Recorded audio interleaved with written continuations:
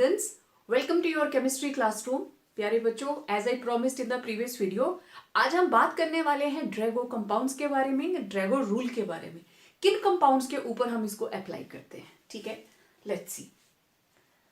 हमारे पास कुछ एक कंपाउंड्स ऐसे हैं जिनको आप हाइब्रिडाइजेशन के साथ एक्सप्लेन कर ही नहीं सकते, जबकि मैंने पहले भी आपको बताया है that hybridisation it is a hypothetical phenomena, theoretical है। इसका प्रैक्टिकल एविडेंस हमारे पास नहीं है, बट हम इसको यूज करते हैं to explain structure of various compounds.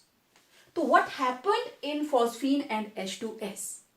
Drago has explained their anomalous behavior in very beautiful manner. तो पहले हम देखते हैं ड्रैगो रूल लगता कहां कहां है। देखिए, ड्रैगो के हिसाब से, according to Drago's, in compounds of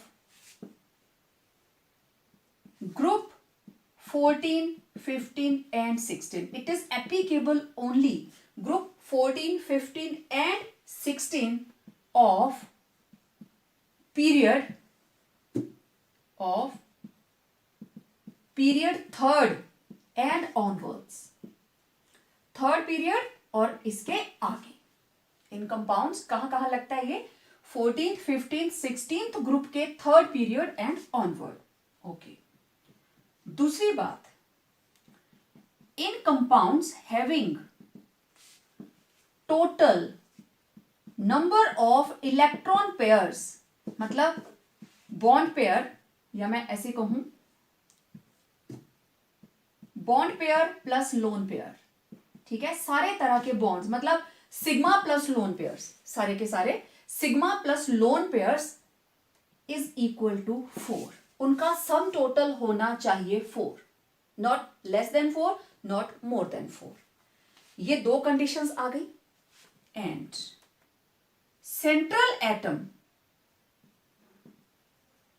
with electronegativity less than 2.5, central atom की electronegativity is less than 2.5, do not hybridize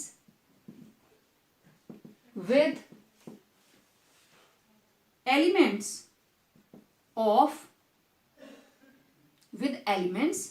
having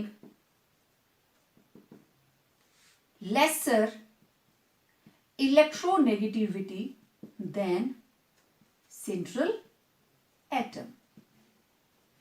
तो वो एटम जो है वो हाइब्रिडाइज करती ही नहीं। तो ये बेसिक कंडीशंस है। आपको ध्यान क्या रखना है? Period third. अब देखो, मेरे पास अगर मैं डिफरेंट पीरियड्स की बात करूं तो this is nitrogen family group 15 and this is group 16 oxygen family, right. तो नाइट्रोजन की configuration it is 2s2 2p3 2s2 2p4। It means it is second period, this is second period. और third period के अंदर कौन है? Nitrogen के नीचे आती है फॉस्फोरस और ऑक्सीजन के नीचे सल्फर। तो this is 3s2 3p3, this is 3s2 3p4। तो आ गया थर्ड पीरियड। और ग्रुप कौन सा आया? 15 एंड 16। तो मैंने फास्फोरस का कंपाउंड ले लिया फॉस्फीन और सल्फर का ले लिया H2S। अब आप चेक कर सकते हैं, फॉस्फीन के अंदर 3 है सिग्मा बॉन्ड्स और 1 है लोन पेयर। H2S के अंदर 2 सिग्मा और 2 लोन पेयर। उनको मैं अभी डिटेल लेती हूँ। ये चीज क्लियर हो गई। और फास्फोरस और सल्फर की इलेक्ट्रोनेगेटिविटी आपको पता है, इट इज लेस देन 2.5। अब ड्रैगो किस तरीके से इस चीज को एक्सप्लेन करता है, अब जरा देखिए। पहले मैं फॉस्फीन को एक्सप्लेन करती हूं, ठीक है। इसको कंपैरिजन दूंगी मैं अमोनिया के साथ। तो this is ammonia with one lone pair and this is phosphine with its lone pair, right। और आपको पता है अमोनिया के अंदर यहां पे जो बॉन्ड एंगल होता है इट इज 107 डिग्रीज, राइट। और जो बॉन्ड एंगल यहां हमारे पास फॉस्फीन के अंदर आया, हाइड्रोजन इसके साथ लगी है, इट इज 93.6। तो यहां है 107.5 डिग्रीज और दिस इज 93.6। अब देखो, अगर ये नॉर्मल टेट्राहेड्रल होता, दोनों स्ट्रक्चर टेट्राहेड्रल हैं, बोथ आर sp3 हाइब्रिडाइज्ड, ठीक, according to our assumption that both are sp3 hybridised, तो जनरल इनका बॉन्ड एंगल होना चाहिए था 109.5। लेकिन आपको अब याद होगा, lone pair bond pair repulsions की वजह से ये अंदर को प्रेशराइज हो जाता है और बॉन्ड एंगल 109 से हटकर कितना रह जाता है, 107। ये बात तो समझ में आती है। लेकिन ऐसा क्या हो गया कि बॉन्ड एंगल 93.6 पे पहुंच गया, जबकि इसका लोन पेयर, उसके पास इतनी पावर नहीं है, वो तो दूर तक फैला हुआ है, 3p के अंदर है। This orbital is 3p, right, actually sp3 hybridized, according to this is sp3 hybridized और बॉन्ड एंगल हो गया 93.6। How it is possible? इतना थोड़ी ना गैप आएगा, 109 से 107 हो सकता है, 105 हो सकता है, 104 तक भी चलो मान लिया, लेकिन इतना कम एंगल आने का रीजन क्या है? जब आप पी ब्लॉक एलिमेंट्स करते हो तो वहां आप सिर्फ इनके बॉन्ड एंगल ही बताते हो, और रीजन ये देते हो कि इनके बीच में इलेक्ट्रोनेगेटिविटी कम है, तो इसके इलेक्ट्रॉन इससे दूर जाते हैं, तो ये इसको अंदर तो प्रेस कर देता है। ओके, चलो थोड़ी देर के लिए वो छोटी सा रीजनिंग देने के लिए, दैट इज वेरी गुड। लेकिन जब हाइब्रिडाइजेशन की बात आती है तो phosphine is found no hybridisation, कि इसके अंदर कोई हाइब्रिडाइजेशन नहीं होती, ठीक है। ड्रैगो ने एक फॉर्मूला दिया है, that according to Drago it says cos theta, ठीक है, आप कैलकुलेट कर सकते हो S character, cos theta is equal to s upon s minus 1। तो यहां पे cos थीटा की वैल्यू आपके पास आ गई 93.6 डिग्रीज, तो s अपॉन s माइनस 1, और इसको अगर आप कैलकुलेट करते हैं यू विल गेट 0.02। तो अगर इसको परसेंटेज में कन्वर्ट करते हो, इट इज ओनली 2%। मतलब फॉस्फीन के अंदर ये जिस ऑर्बिटल की हम बात कर रहे हैं, देयर इज ओनली, इस कंपाउंड के अंदर s ऑर्बिटल भी है, p भी है, राइट। इसका जो हमारे पास जनरल कॉन्फ़िगरेशन है, दैट इज 3s2 3p3। तो ये तीनों p और s आपस में मिक्स हो रही हैं, ओके। लेकिन इनकी मिक्सिंग के बाद टोटल s कैरेक्टर है 2% और टोटल p कैरेक्टर कितना है भाई, 98%। What does it mean? इसका मतलब ये है कि ये रहा 3s और ये रहा 3p, 3s में 2 इलेक्ट्रॉन, इसमें p, इसमें p, इसमें p, ठीक है। ये एक हाइड्रोजन आई और इसके साथ ओवरलैप कर गई, ये दूसरी हाइड्रोजन आई इसके साथ ओवरलैप कर गई, तीसरी हाइड्रोजन आई और इसके साथ ओवरलैप कर गई। इन्होंने पार्टिसिपेट नहीं किया, only p orbitals participated in overlap. Overlapping के लिए सिर्फ p ऑर्बिटल्स ने पार्टिसिपेट किया। ये पहले हाइब्रिडाइज होकर sp3 हाइब्रिडाइज्ड ऑर्बिटल इन्होंने नहीं बनाई, ठीक है। s and p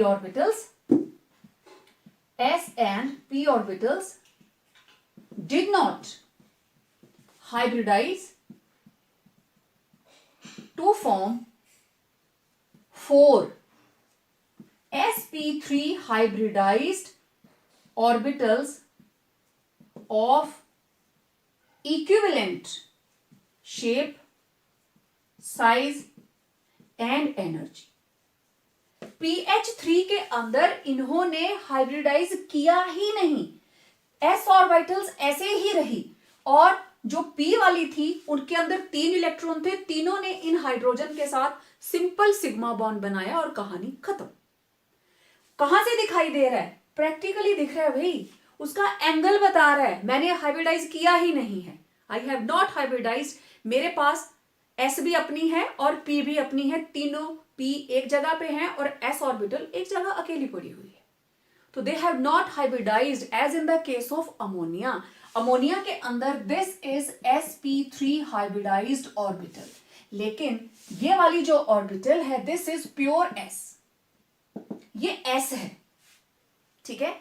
तो यहाँ पे ड्रैगोस फॉर्मूला लगाकर आप एस कैरेक्टर निकाल सकते हो। अब जरा इसका 100.07 पुट करके आप वैल्यू निकालेंगे तो एस की वैल्यू ज्यादा आएगी। मुझे पता है आपके पास टेबल रहता है साइन कॉस थीटा की वैल्यूज निकालने के लिए।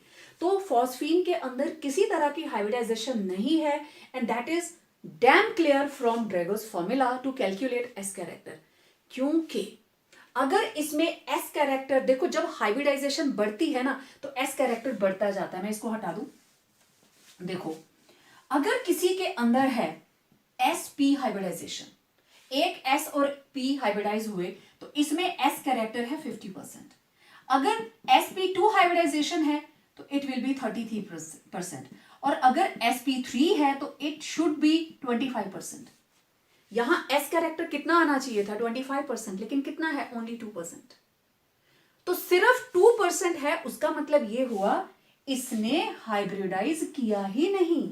This is journal contribution. S character कितना है, पी कैरेक्टर कितना है, ठीक है। तो यहां से हमें पता चल रहा है दैट इसके अंदर एस कैरेक्टर कितना है, ओनली 2%। होना कितना चाहिए था 25%, जो कि नहीं है। इट मीन्स ये हमारे पास s orbital as it is पड़ी है, there is no hybridisation, that is why it is having bond angle 93.6।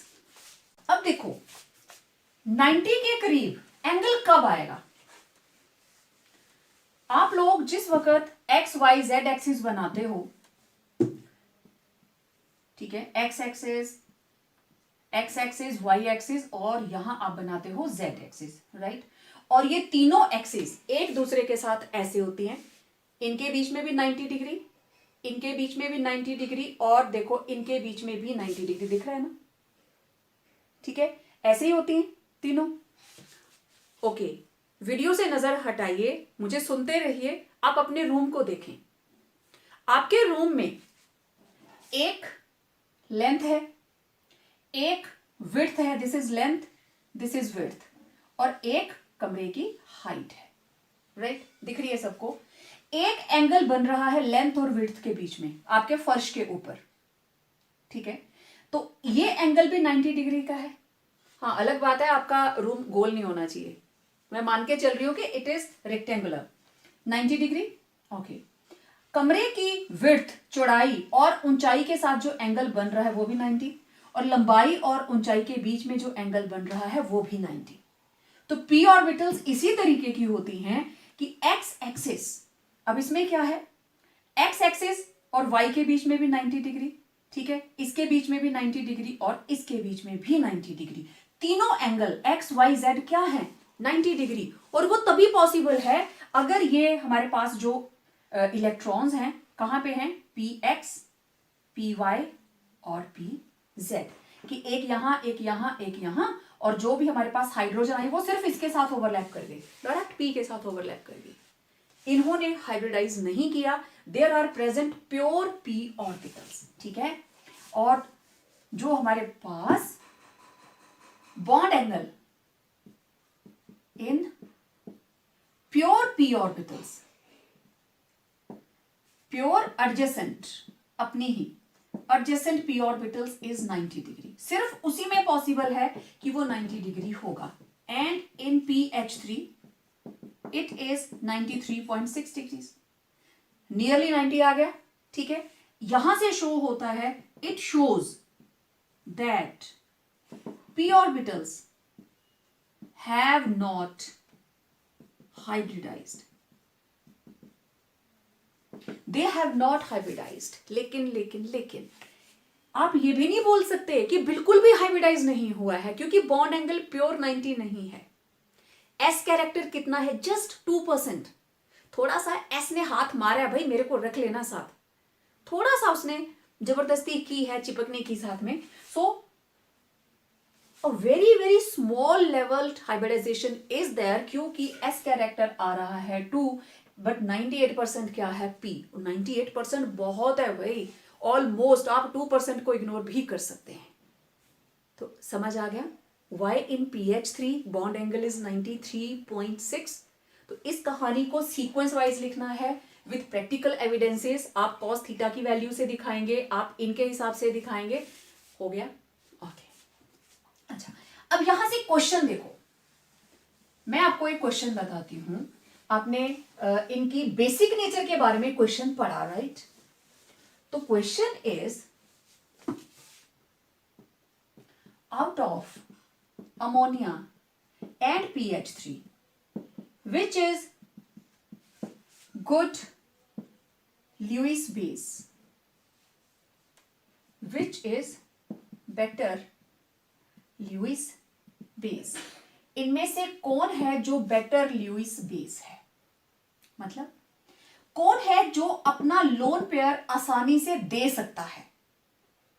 मुझे पता है दोनों में से ammonia is better Lewis base, और हम इसको कहें कॉम्प्लेक्सिंग एजेंट। कॉम्प्लेक्सिंग एजेंट अपना लोन पेयर आसानी से डोनेट कर देता है। क्यों करता है? अब देखना जरा, ये इसकी ऑर्बिटल अमोनिया की sp3 हाइब्रिडाइज्ड, और इसके अंदर s कैरेक्टर है 25%, और इसके अंदर क्योंकि सिर्फ p ऑर्बिटल्स शेयर करी हैं और लोन पेयर किसमें प्रेजेंट है? प्योर s के अंदर, तो मैं ये मान के चलूं ये जो लोन पेयर है it is present in 100% s कैरेक्टर। You are getting my point? Phosphine के अंदर इन PH3 3s2 3p3, ये रहा 3s और ये रहे 3p, ये वाली दोनों ऑर्बिटल्स और इसमें है lone pair. This lone pair is in 3s orbital, pure s के अंदर, और ये जो तीनों p के हैं they overlap with hydrogen to form 3pH bonds. Clear? ऐसे ही हम चलेंगे। इसका मतलब कि ये जो लोन पेयर है they are present in 3s, that is lone pair has 100% s कैरेक्टर। Got my point? Lone pair के पास s कैरेक्टर कितना है? 100%। ओके, अब आप मुझे ये बताइए, अगर इन दोनों को इलेक्ट्रॉन डोनेट करना है कौन आसानी से करेगा? देखते हैं। देखिए, इसको मैं चलो यहीं से लिख लेती हूं। हायर इज s कैरेक्टर, जितना s कैरेक्टर ज्यादा होगा more will be electronegativity. Am I right? जितना s कैरेक्टर ज्यादा हो इलेक्ट्रोनेगेटिविटी उतनी ज्यादा होगी, मतलब उस एटम का होल्ड अपने इलेक्ट्रॉन्स के ऊपर ज्यादा होगा। यस, जितना s कैरेक्टर ज्यादा मोर will be electronegativity. Therefore hold of nucleus will be more on it's electrons. ठीक है, तो अब ये lone pair 100% means this is more electronegative. This particular orbital, मैं फॉस्फीन की बात नहीं कर रही हूं, इस पर्टिकुलर ऑर्बिटल की बात कर रही हूं। Therefore 3s orbital is having 100% character, that is more electronegative than sp3 hybridized orbital of ammonia। Ammonia में तो हाइब्रिडाइजेशन हुई है, इसमें हाइब्रिडाइजेशन नहीं हुई है। ठीक है, इसीलिए मैंने लिखा 3s ऑर्बिटल और उसका क्या लिखा? sp3 orbital. ठीक है, अब इसके बाद मैं इधर लिख रही हूं therefore phosphine do not donate lone pair of electron, क्योंकि इलेक्ट्रोनेगेटिविटी ज्यादा है, ये नहीं देगा, इसकी कम है, ये दे देगा, इसका इलेक्ट्रॉन चला जाएगा। Do not donate lone pair of electron due to high electronegativity and higher s character, और कितना है वो? 100% देन अमोनिया, और उसमें कितना है? Only 25%. S character is only 25%. Therefore, ammonia donates lone pair readily, एकदम से readily and act as good Lewis base or good reducing agent or good complexing agent. ठीक है, इंटरेस्टिंग था ना? यस. तो it was the reason behind कि ammonia और phosphine में से अमोनिया की बेसिक नेचर ज्यादा और फॉस्फिन की बेसिक नेचर कम क्यों होती है. ठीक है, तो क्वेश्चन ऐसे भी आ सकता है, therefore ammonia basic nature of ammonia is greater than phosphine. ठीक है, और phosphine is a weak base. ठीक है, phosphine is a weak base. Why? Question किसी भी फॉर्म में आ जाए, आपको ड्रैगो का कंसेप्ट बताना पड़ेगा. अब देखो, हमने अभी फॉस्फिन की बात की है ना, ये रहता है इसका स्ट्रक्चर. ठीक है, अब इसके अंदर 1 2 3 सिग्मा बॉन्ड कितने हैं? 3. और लोन पेयर 1. टोटल कितने हो गए? 4. होगी ड्रैगो की कंडीशन.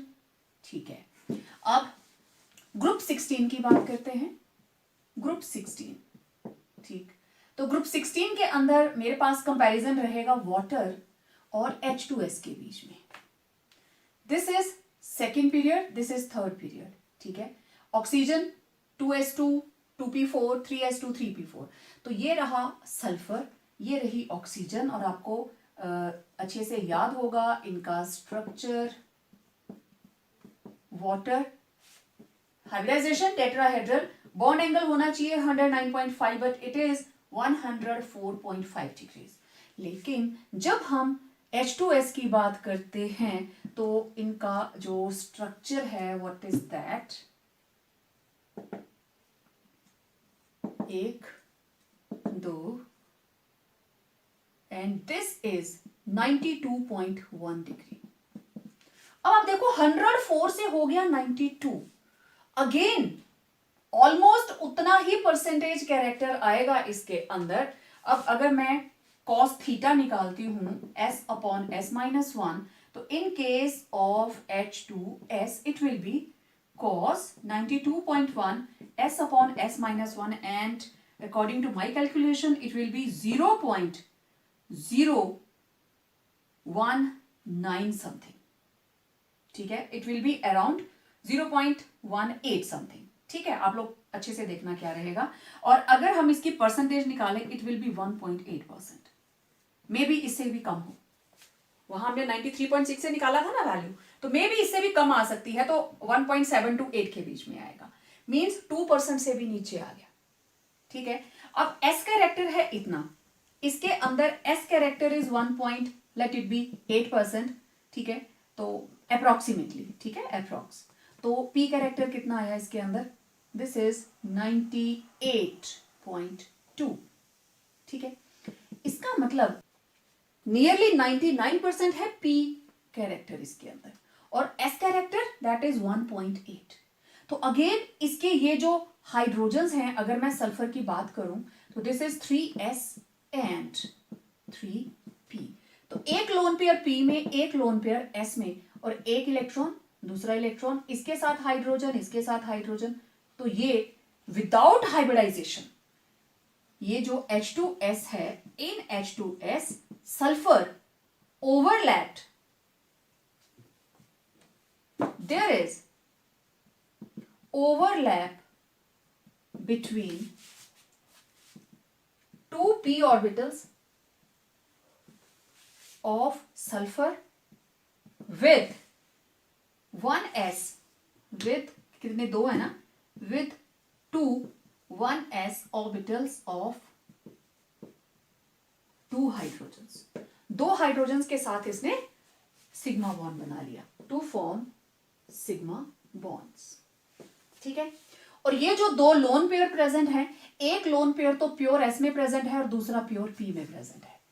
इन्होंने हाइब्रिडाइज किया ही नहीं है, क्योंकि अगर हाइब्रिडाइज किया होता तो जैसे वाटर में है ये दोनों ही sp3 हाइब्रिडाइज्ड ऑर्बिटल्स हैं, ठीक है, लेकिन इसमें एक p है और एक क्या है, s, ठीक है। s and p orbitals of sulfur have not hybridized, इन्होंने हाइब्रिडाइज नहीं किया है, और ये कहां से क्लियर है, फ्रॉम ड्रैगोस कैलकुलेशन, ठीक है, which is clear, which is evident from Drago's formula to calculate S character, ठीक है, एस कैरेक्टर यहां से हमने कैलकुलेट कर लिया, ठीक है। तो इसका मतलब ये हुआ, अब बॉन्ड एंगल के हिसाब से होना चाहिए था जैसे 100, चलो 4 हो गया, 103 हो जाता, इतना गैप नहीं आना चाहिए था। Once again we are having evidence according to Drago's that इनके बीच में हाइब्रिडाइजेशन हुई ही नहीं, ठीक है। So lone pairs, both lone pairs are present in unhybridized s and p orbitals, s and p orbitals कौन कौन सी, 3s and 3p, क्योंकि यही एक सिचुएशन है कि p ऑर्बिटल्स में प्योर में प्रेजेंट होगा तभी वो 90 डिग्री के एंगल के ऊपर आएगा, ठीक है। तो ये प्योर उसी के अंदर प्रेजेंट है, therefore H2S is a Drago compound. It is a Drago compound having 4 bonds, 4 bond pairs, 2 sigma plus 2 lone pairs present in group 16 and 3rd period. ठीक,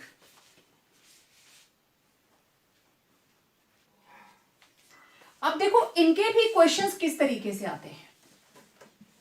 ये तो हो गया ड्रैगो कंपाउंड है, इसके अंदर आप हाइब्रिडाइजेशन नहीं बताएंगे, इट हैज नॉट हाइब्रिडाइज्ड, ठीक है, एस कैरेक्टर बता दिया ना उसने, इसके हिसाब से होना चाहिए था 25%, और उधर है नियरली 1.7 to 1.8% ओनली, तो दैट इज, इसका मतलब ये हुआ इस पूरे कंपाउंड के अंदर जो ये वाले बॉन्ड्स बना रहा है तो उसमें एस कैरेक्टर बहुत ही कम है, इट इज प्योरली पी, ठीक है। पी कैरेक्टर कितना है, अबाउट 98.2%, तो ये पी के साथ ही बने हुए, ये जो बॉन्ड्स हैं they are formed with P only, ठीक है, ओके।